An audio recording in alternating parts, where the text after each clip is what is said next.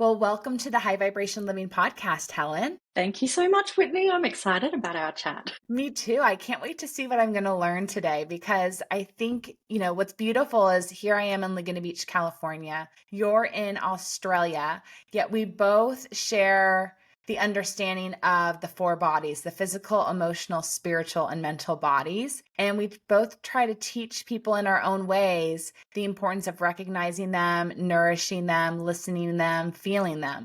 And I think one of them is usually more predominant. And, maybe a chef starts at the physical and a psychic starts at the energetic, but all bodies are a doorway in and can tell us so much information if we're listening. Yeah, and I think it's important, and why I wanted to talk about them is because I find that when people change their diet, sometimes they get frustrated because they think, I'm doing all the things. I've changed my diet. I'm eating healthy. I've cut out this, I've cut out that. But why don't I look the way I want to look, or why don't I feel the way I want to feel? Because sometimes the part of ourselves that we need to tweak is not the physical. Sometimes it's something emotional that we're holding. Sometimes it's a spiritual lesson we need to work through. Sometimes it's mental, the way we think, the words we choose. It's a more complicated experience than I think, a lot of us thought it would be, when we were kids. So it takes like an understanding of all the layers of us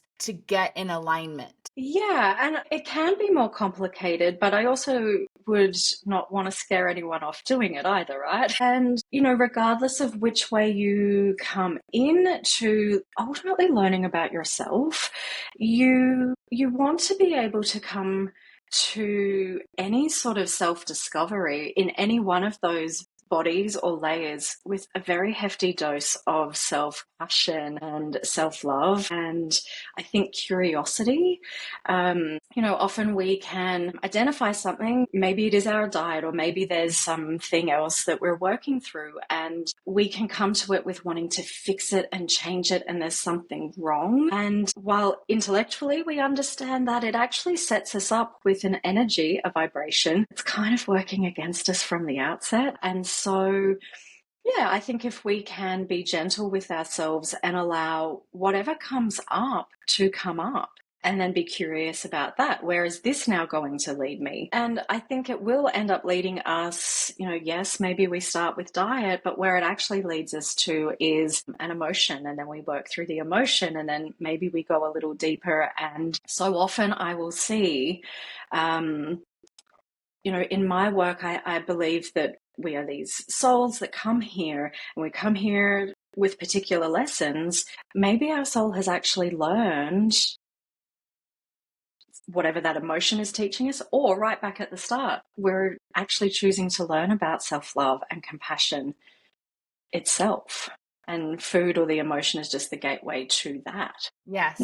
Yes, I agree. I think a lot of these things are just gateway to the personal and the spiritual journey. And what we were talking about earlier is I feel like 2025 is going to be a big spiritual shift. I think a lot of people are going to suddenly realize they have to start diving into figuring out who they are, their greater purpose, understanding that they are a soul here to do more than just work and create a material life. They're here to expand and evolve, explore their emotions, explore and understand their connections to the people in their lives. But I want to hear a little bit about what you've explored about the themes of the beginning of 2025, just to help the listeners navigate, and I feel like come out of the winter months. Although for us, we're in our summer, so it's very confusing to me. But perhaps I'll preface this by saying what I do is to tune into what I call the collective energy. So some people may be familiar with astrology, but really what I'm looking at is, as a collective soul, we are moving through waves of growth and expansion. And so absolutely 2025 is, and a lot of what I have predicted for the year, there are two cards. One is the meaning card and one is balance. And they turn up multiple times in this card spread that I've done. And very much the the general theme for the year is, where do we find meaning and how do we create balance to support that meaning? Ironically, in that oracle card spread, there is a 10-month cycle, so essentially the whole year, where the Four Bodies card came up. And so, you know, there's a lot of themes next year where people will be awakening, and perhaps it's in any one of those four bodies, but ultimately, what is at play energetically? What's at play, you know, in our world, in our economies, in our governments, in our systems and structures? It's all moving us out of a very old paradigm and into self, and, you know, themes of collaboration and connection and, again, love for self and for others. So, you know, we think that we're not really able to do much to change the world. And I know it is a stretch to get from change your diet perhaps to, you know, saving the planet and changing the world, but it does all help. It's all part of a bigger thing that's moving us all forward. So we're going to see a lot next year around the connection between mind, body, spirit.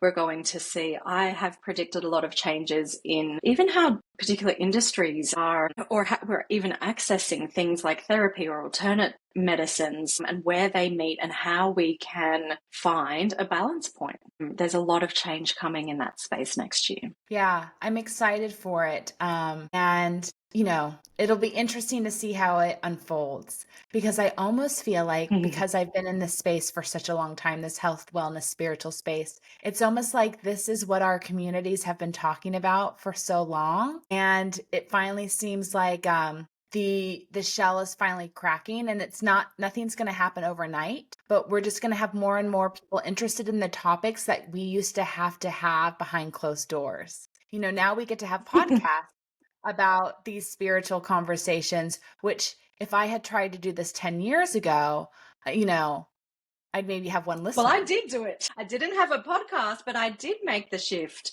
15 years ago from PR to psychic, right? But I think you raise a really interesting point, and it's part of what I was referencing before. I see it as these waves, and so there was a wave around 10, 15 years ago. There was a wave, 4 or 5 years ago, essentially with the pandemic. And so it's almost like a pay it forward scenario, right? That people who maybe, you know, you're by the beach in California, that someone who's ridden a wave into shore can maybe guide someone who's coming in on the next wave, right? Yeah. And if you are in this space, prepare to be really busy. Yeah. Yeah. And I think be prepared for the simple questions again. I think that's what I have to remind and prepare myself for, even in the culinary space or in the space where spirituality and food meet together, right? Helping people understand the vibration of food in different seasons. It's teaching the lessons, the basic ones again. Yeah. What I would also add to that is that as individuals, yes, maybe my analogy is now going to fall down, but there's a spiral, right? And so even for someone who has ridden that wave, yes, on one level, it could be seen as a basic question, but there's a reintegration for everyone as we're all working together. So it's not just that there's someone ahead and someone behind. On one level, sure, we can understand that. Maybe at the mental level, we can understand that. But at an energetic level or a spiritual or soul level, we don't know how evolved someone is. And just because they may be asking a basic question doesn't mean that they're not more spiritually advanced than someone else either, right? Yeah, great point. Which leads me to some questions that I have for you. And I wanted to know what raising your vibration means. Like, how do you explain raising your vibration to your community? And then when you do that, what is that doing? Yeah. For me, I think raising your vibration, I tend to think about a vibrational set point. It's kind of the base frequency at which someone may vibrate. And I'm not necessarily a proponent of the thought that it's good vibrations only. I think, you know, there's a universal law of balance and duality, and so we need both. And actually, the absence of the bad or negative vibration would defeat the point of coming to earth where there is duality. And so we do need both. And so when I'm talking about raising your vibration, it's about doing the healing work that helps to release where a negative, and I use that term loosely, or a lower frequency may be stored in our body, whether that is stored or entering through food, whether it's stored from lack of exercise or our emotions or our beliefs and thought systems. And so every time we're working on our inner self and allowing what I call our true self to come through, we're raising that vibration. Our true self is the highest vibration we have. And so the more that we come into that true self and we are offering that to the world around us, again, there's this knock-on effect, because not only are we going to benefit from attracting more people, places, opportunities to ourselves that match our higher vibration, we're also inviting the people around us, perhaps at what we may perceive as at a lower vibration, to raise and come along on that journey, right? Yeah. Yeah. That's something that I've had fun kind of experimenting with over like the past 10 to 12 years, is seeing how you work on yourself and then watch how the people around you rise up and match you. So I always try to explain to people that you don't need to yell at someone about how they need to change their food choices or how they're grocery shopping or how they're choosing to eat out, because simply by spending time with them, they will ultimately rise up to match you. You won't necessarily drop down to match them. It tends to either balance out or everyone rises together. I would love to know what you've seen. Look, from a personal perspective, I have seen that. My journey with this didn't start at the physical level. It did start at the spiritual and energetic level. And so if I speak to that point, coming out of the spiritual closet and moving from PR to psychic, there's a sense of some people had a lot of judgment and fear. Some people did break away, but I wasn't going to lower myself anymore because it didn't feel good. What's also happened is a lot of people that may have dropped off for their own path, for their own journey, have actually circled back in, and vice versa. But there's a lot more to be said for being who you are, making the choices that you need to make, and with that love and compassion, allowing others to make the choices that they need to make, and knowing that, look, no one path is better or more right than someone else's. So even if, to your example, perhaps someone is making food choices or, decisions about their shopping or where they're eating out, and a friend or a partner is not, but maybe that friend or partner is moving through something else that will ultimately bring them to the same place, because as we started with, there's the physical, the mental, the emotional, or the spiritual. We have to be really careful not to judge where someone else is, and hope that they offer us the same opportunity, right? Absolutely. So if clients come to you or you're in a session with them, giving them guidance, and they're told that they need to raise their vibration, they need to shift their energy, what's some of the practical steps that you give them? Well, first, it would depend on where the lower vibration might be coming from. The majority of my clients, we would be working on the energetic, but sometimes it is mental or emotional. The foundation of my work often comes back to journaling and meditation. Those tools themselves may or may not raise the vibration, but they're going to help you find where the vibration is lower or where the repeating thought patterns or old habits may be. From an energetic viewpoint, we have energy centers and different points in our body that store these energies. And so it could be working with a practitioner, whether it's Reiki or kinesiology. It could be yoga. It could be sound healing, whatever it is that someone's naturally drawn to. And so usually there's some sort of energetic clearing. Then I think there's a healing that takes place. But then I also think that there's a restoration. And so depending on where someone is, once you've done that clearing, then you've got to do more of the activities that are at the high vibration. And so we let go of what's not working, we bring in something new. Look, if it was an emotional block, it may also depend on what's caused the emotion to begin with. For someone, that may be through therapy, it might be through counseling, it may be through forgiveness work. It really depends on the individual. But I think hopefully in sharing this, it's also showing all roads lead home. Yeah. right? And inevitably, Yeah. if you're working on a particular chakra or a particular emotion, when we clear that, you will naturally start to find yourself making different choices in other areas. Maybe it is that suddenly a sadness and a type of depression has lifted, which means that you actually want to go and move and you want to exercise and you make different choices about how you're fueling your body because you've let go of an emotion of tremendous sadness and maybe low self-worth or negative self-talk, right? So there's so many different tools or modalities, which we know. But if you can understand perhaps what is presenting first gives you a clue as to which pathway you might need to take. I think the other way of answering this, if I can go here, is that a lot of my work is about teaching people about their intuition. And so if we have that niggle, something's not right, something's not working, I can't get to the bottom of it, and we trust that, the universe is actually working with us, chances are you'll stumble upon the right teacher or healer or book or course or program or friend or stranger on the bus, whatever it might be, that is going to give you the breadcrumbs to where you need to go. It's a process, you said something similar before, it's not all going to happen at once. Yeah, that's very true. Every teacher always appears. Every new book always appears. There are very few times that you have to go searching for it. It will naturally kind of fall into play. I think it's almost easier just to ask in meditation that those people, those experiences, those teachers, those tools reveal themselves to you. And then you can feel it. You can feel that it's the right choice.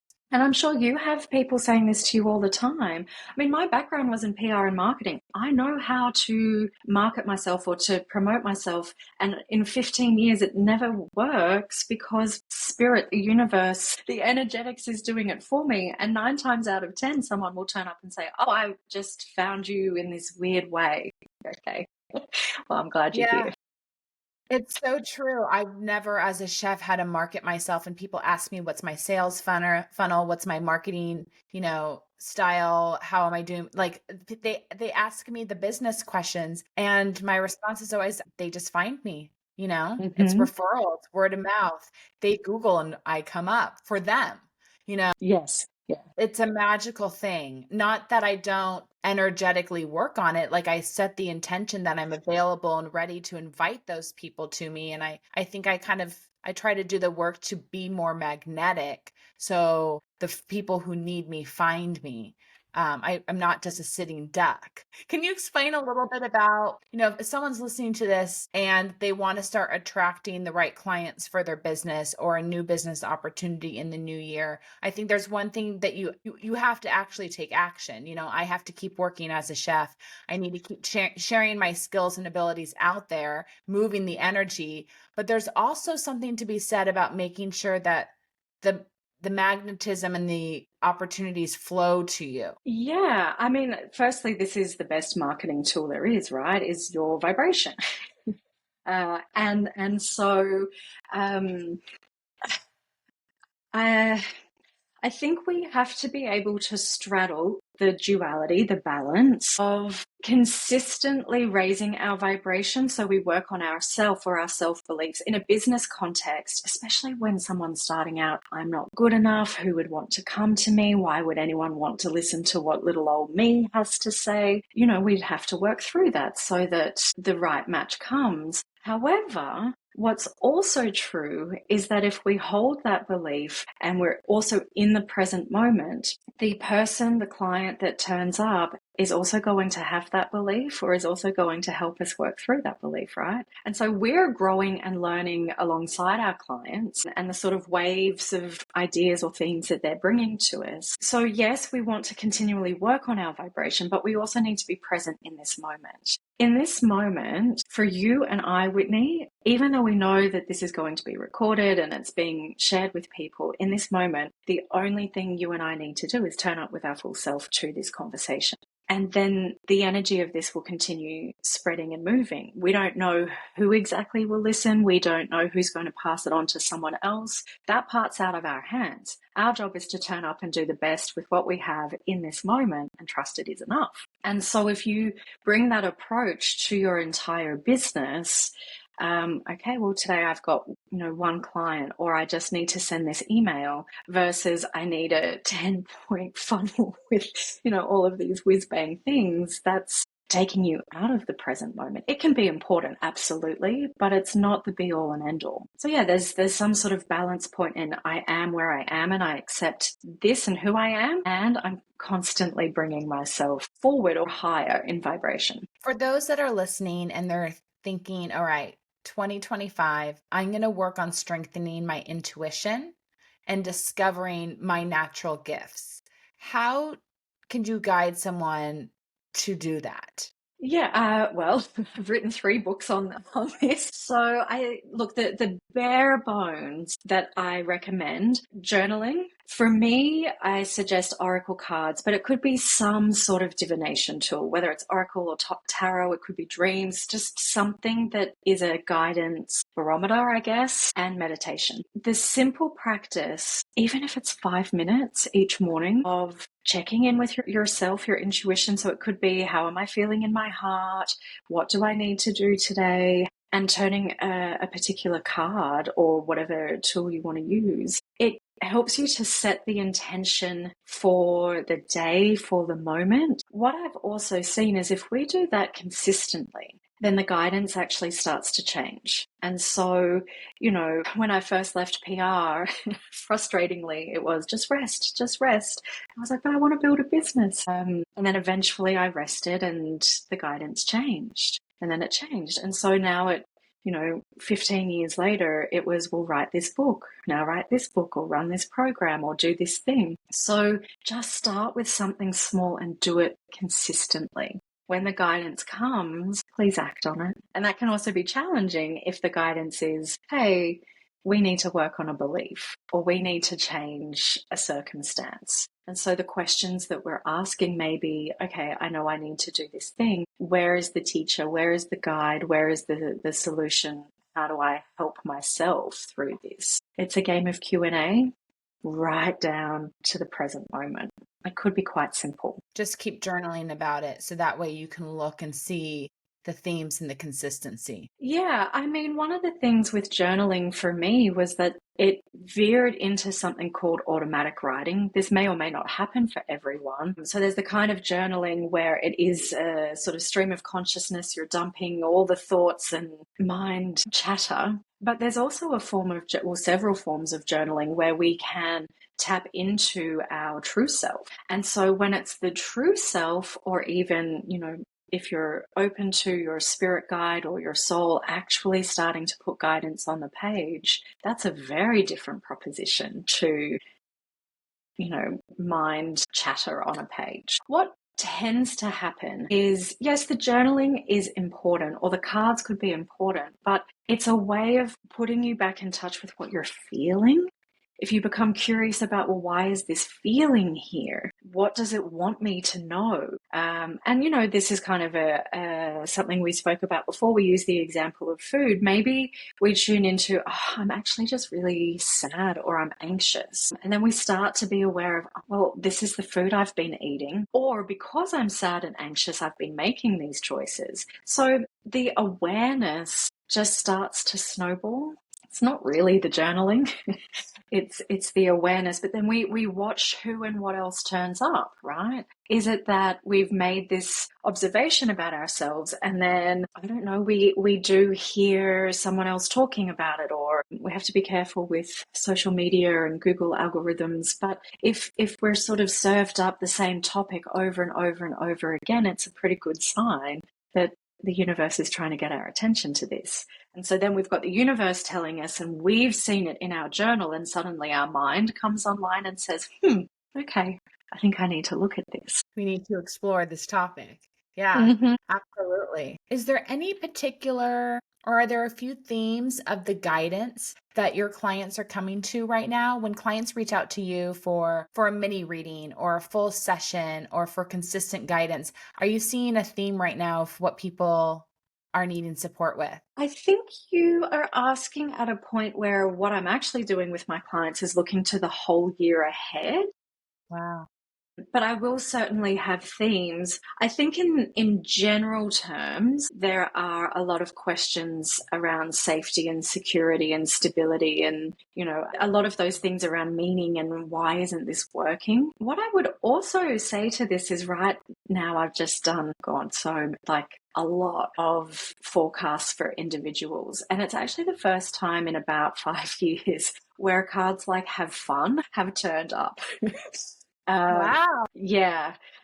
There's a lot of cards turning up around beginnings. And so that also kind of feeds into this idea that there is big change coming. I guess for some of the mentor clients that I'm working with, it's probably people who are ready for the second or third or subsequent wave. And so for them, it's really about being seen and heard, and maybe expanding their visibility. So I mean, the short answer is it's quite mixed at the moment. I think because there are these various, for want of a better word, levels that people are experiencing, or maybe Yeah. the frequency they're riding is a little different. Yeah. Well, can you share with the audience the different ways that people can work with you? Sure.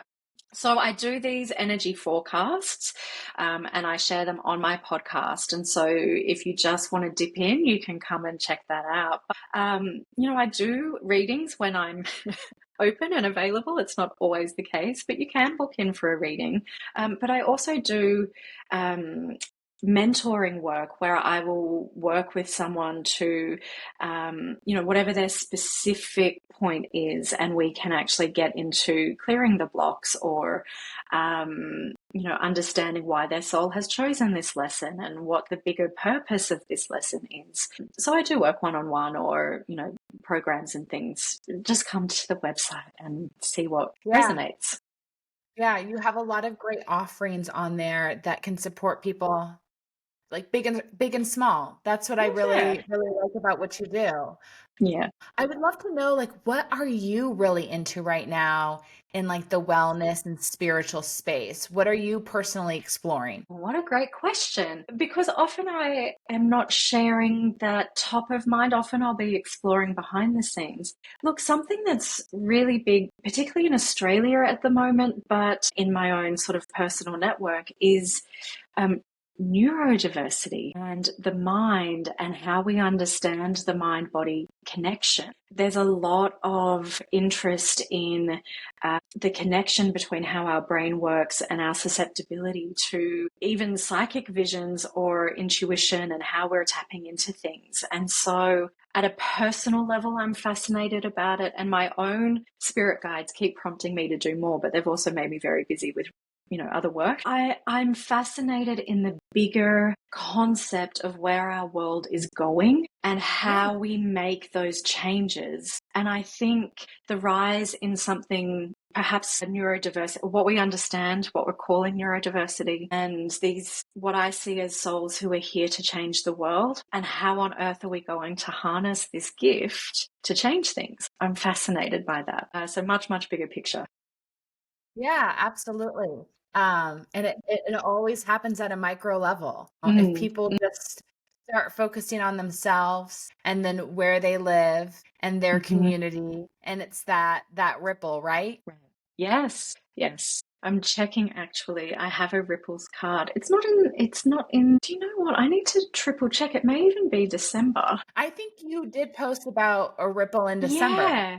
I really think you I did. think I did. This is the trouble, right? I say that I'm a like a telephone line. This information comes through me, but I don't always record it. I mean, I Yeah. do write it down somewhere, but as this goes to air, we may very well be in a ripple. Have a look. December. No, I think it's three threads. There's a ripple somewhere. Yeah, I saw a ripple, you talking about a ripple somewhere on on your Instagram feed at one point. Yeah. Look, there's so much happening energetically, but look, in any case, even if it's not in the forecast, it's happening anyway, that there's so much moving and swirling. You know, I was doing a reading for a client yesterday and I used this image and it's just clairvoyantly popped in. I think it's maybe a school experiment where there's the jar and the teacher says, okay, I want you to fill it with the sand, the pebbles and the rocks, and depending on how you put them in. Now, I know that that is meant to be used to teach people something else, but what Spirit was showing me yesterday is, yes, we can layer that in a certain way, but we're too far gone. We've got a bit of a mess and a bit of a jumble in the jar. Yeah. But if we kind of jiggle it around and we're very gently rearranging things, over time, those rocks are going to break down and become pebbles and will become sand. There's room for everything and everyone. We're just trying to rearrange how it all fits. Got it. Yeah. So a different take on that ripple effect, but it's a similar thing, right? That everyone and their view and their experience is needed because as a collective, it's all moving us to the same end. So if you're the sand, great, we need you. And if you're the rock, we also need you. And if you're the pebbles, also needed. But let's just figure out how we all fit. And with all that rearrangement, we can wake up every day feeling completely different. That's something, doesn't matter how in control of your diet you are, how in control of your schedule, the way you're exerting your energy, how you're sharing yourself in business and life. We're all waking up every day feeling a lot. How do you guide your clients when they're feeling more than just what is them, when the energy of the month or the week is so strong that they're feeling overwhelmed and they know it's not their stuff? How do you guide your clients, yourself, or a family member to readjust? Well, I think we always start with compassion and self-love, right? If you are having a hard day, give yourself a break. At a really simple level, let's just start there. But I think there's a bigger part to perhaps what you're asking. There's so much going on in our world. How do we, without doom scrolling and being caught up in all of that, this is where the tools are helpful. Actually, there is a line in my first book, and you already know, where I talk about meditation and I say, it's wonderful if you can spend even 20 minutes a day meditating, but I'm more interested in what you do at minute 21. So that when we're meditating or we're journaling or we're putting all of this effort into ourselves and our development and our growth, great. But how do you apply it when things are tough? Yeah. That's the point of it. Yeah.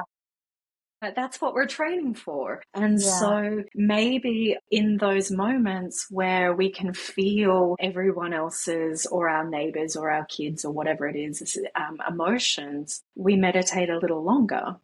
Or we bring that self-compassion and say, today I've done my best and my best is enough.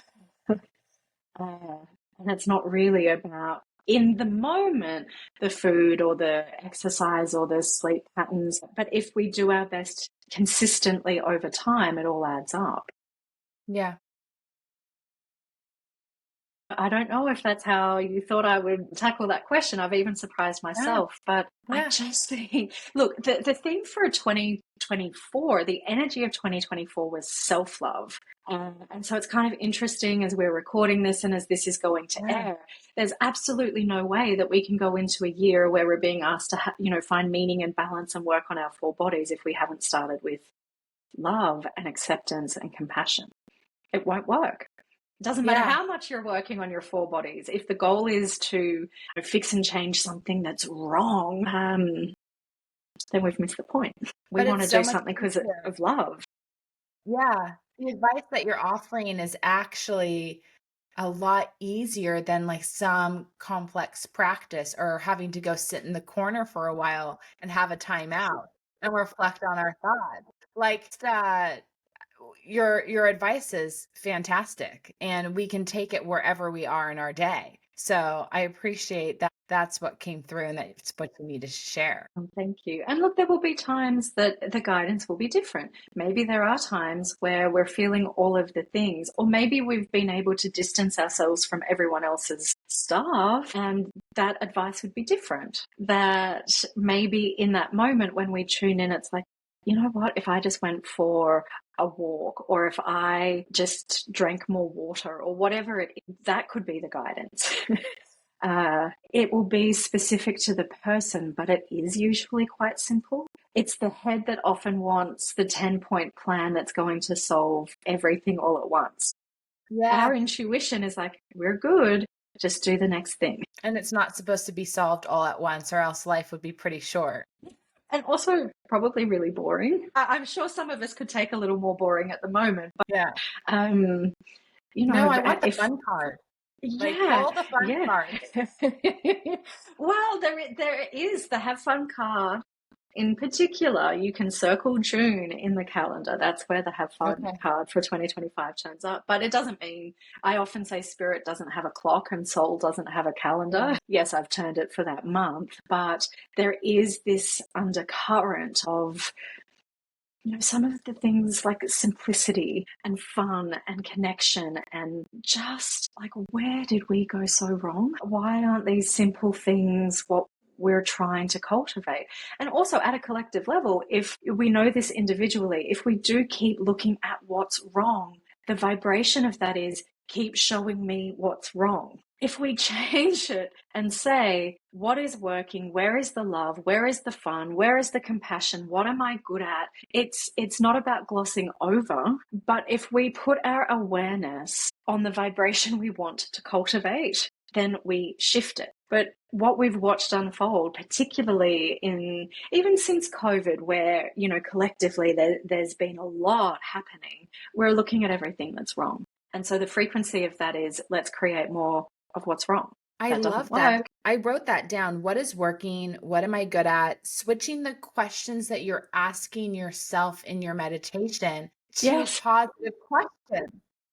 Yes. And I mean, and I realize how silly I've spent so much time meditating and focusing on I haven't been asking the right questions. I've been asking the questions that have been on repeat for too long, for an old body, for an old mindset, for an old system. Yay. Well, I'm glad that that The awareness came in. breakthrough today. It's funny though, right? Because the third book that I wrote, Follow Your Heart, it came out in 2023, I think. And there is a section in there where I call them big swirling questions. And we typically all have them. Like anyone who's listening, there is probably this big life question that's swirling, right? And quite often for the people that come to work with me, it's usually about their purpose and career and, you know, how do I, you know, improve my life? So that question by itself is really big. But if we break it down, well, what is this question really about? Why am I asking this question? And as you say, is there a better question to be asking? How do I feel better? Is different to what do I need to do to not feel like this? But implied in that is, let's look at what's not working. Yes. Yeah. You have to flip the question to make the question more positive from the get-go, because otherwise you're still focusing on the negative, and that's what causing the downward spiral, not the up spiral, not the vibration that we want to be moving towards. That's going to make us Correct. magnetic. That's going to allow us to flow. That's going to allow us to be in a higher state. Yeah. And look, the positively framed question, as you say, it will help to take us to the same place. Some of the things that have been there that we need to address, we're still going to find, for example, the emotion or the belief or the, you know, it's still going to come into our awareness, but it will be a lot easier to come to it with compassion than if we're trying to fix problems and we're one of those problems. Like it's flawed from the get-go. Well, where can people connect with you and hear from you and learn from you? Share some of the places where you would love Yeah. them to find you. I think as the central source of everything. It's the website, which is helenjacobs.co. And from there, you can find the podcast, which is the Guided Collective. You know, my books are still out in the world. You can find them. But I personally am usually on Instagram if you actually want to start a connection. I'd love to see people there. Perfect. And could you leave the audience with maybe just one last wellness, mindfulness, spiritual tip that they could consider adding into their life? Well, in the theme of simplicity, I paused and breathed. Let's just do that. Just breathe, tune in, take the next step. Yeah. And for me, the one thing that I kept kind of hearing in our conversation today was slow down. Mm. That was a lot of what I heard. So we can grow, so we can evolve, so we can be more in the present moment. It's continuing to slow down. Mm. So that's one thing I'm going to try to do in 2025, but we'll see how that flows. Well, we'll just take to it with compassion and do our best. Passion, we'll keep breathing. And when there's an overwhelmed day, we'll just, recognize it and again, slow down. Yeah. Oh, it's been so lovely to chat with you, Whitney. Thank you. Yeah, such a treat to connect with you and have a like-minded friend in Australia. And I am wishing you just the most beautiful 2025. I hope it's the most, lovely year yet for you and your family and your business. Me too. I wish that for you and everyone listening as well. So thank you so much. Yeah, cheers.